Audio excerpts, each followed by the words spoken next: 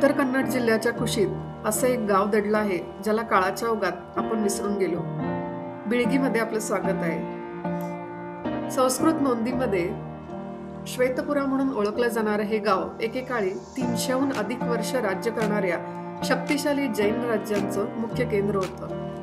इसवी सन 1400 ते 1736 दरम्यान हा प्रदेश अतिशय समृद्ध होता. आज या वैभवाची साक्ष देणारी सर्वात महत्वाची वास्तू म्हणजे रत्नत्रय बस्ती. या मंदिराच्या आत पाऊल ठेवताच तुमचं स्वागत एका अप्रतिम त्रिकूट शैलीतल्या 3 गर्भगृह असलेल्या रचनेनं होतं. येथील भव्य कोरीव खांब आणि छतावरील नक्षीकाम डोळे दिपवून टाकणारे आहे. इसवी सन 1581 मधील एका शिलालेखानुसार हे मंदिर बिळगीचे प्रमुख रंगप्पा जोडैया यांनी बांधलेलं होतं. त्यांचा मुलगा गजेंद्र द्वितीय याने जैन भट्टारकांच्या मार्गदर्शनाखाली नेमिनाथ, पार्श्वनाथ आणि वर्धमान महावीरांच्या मूर्तींची स्थापना इथं केली होती. पण जैन राजांनी इथे फक्त एकच मंदिर बांधलं नाही.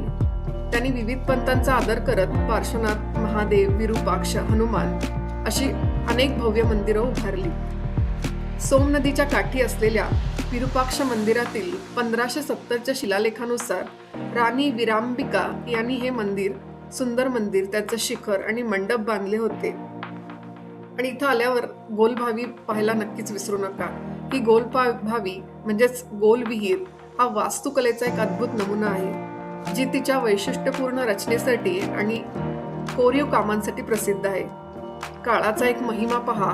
ज्या राजाने हे वैभव उभं केलं त्या जैन समाजाचा आज एकही जैन माणूस या गावात राहत नाही.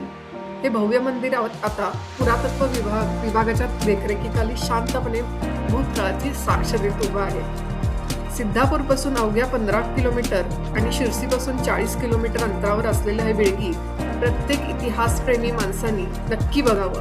पुढच्या वेळी जेव्हा तुम्ही कर्नाटकात याल तेव्हा या विसरलेल्या वाटेवर नक्की भेट द्या.